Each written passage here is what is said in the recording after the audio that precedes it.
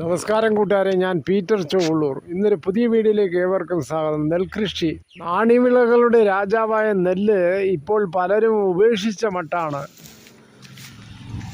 നെല്ലിന് അടിസ്ഥാന വളമായി ചാണകവും വേപ്പിൻ പിണ്ണാക്കും എല്ലുപൊടിയും ഇവിടെ മിക്സ് ചെയ്തിട്ട് കൊടുക്കുന്നു. പിന്നെ ഡോളോമൈറ്റ് ഉപയോഗിക്കുന്നുണ്ട്. നെല്ലിൻ്റെ ഇടയ്ക്ക് വളരുന്ന കളകൾ കൂടെ പറിച്ചു കളയണം, അല്ലെങ്കിൽ അത് നെല്ലിന് കൊടുക്കുന്ന ഇട്ടേണ്ടിയിരുന്ന കളകൾ അത് പിടിച്ചെടുക്കും. നെല്ലിൻ്റെ വളർച്ചയ്ക്ക് യൂറിയ ഇട്ട് കൊടുക്കുന്നുണ്ട്. നെല്ലിൻ്റെ കുടം വരുമ്പോൾ പൊട്ടാഷ്യം ഉപയോഗിക്കാറുണ്ട്. പൊട്ടാഷ്യം കൊടുത്തെങ്കിൽ മാത്രമേ നെല്ലിന് നെല്ലായിട്ടുള്ള കുടം കിട്ടൂ. ജൈവവളങ്ങൾ പെട്ടെന്ന് പിടിക്കണമെങ്കിൽ തുടക്കത്തിൽ തന്നെ ഫാക്ടംപോസ് ചില കർഷകർ ഇട്ട് കൊടുക്കുന്നുണ്ട്.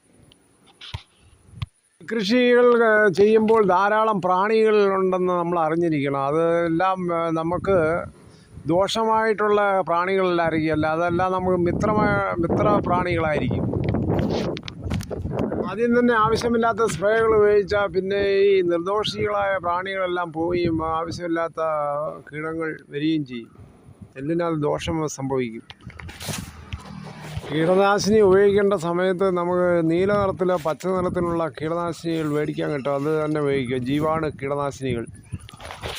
ഇനി 1 മാസം കൂടെ കഴിഞ്ഞാൽ ഇത് നെല്ല് കൊയ്തെടുക്കാം. നമുക്ക്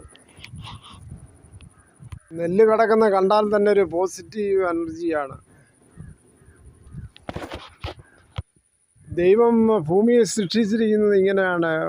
ഒരു കുന്നിൽ നിന്ന് താഴെ വരുമ്പോൾ വയലും അതിലും മറ്റേ സൈഡ് വീണ്ടും കുന്നാണ്. അങ്ങനെയാണ് ജീവജാലങ്ങൾ ജീവിക്കാൻ വേണ്ടി, കൃഷി ചെയ്ത് ജീവിക്കാൻ വേണ്ടിയാണ് ഇങ്ങനെ വയലുകൾ തന്നിരിക്കുന്നത്.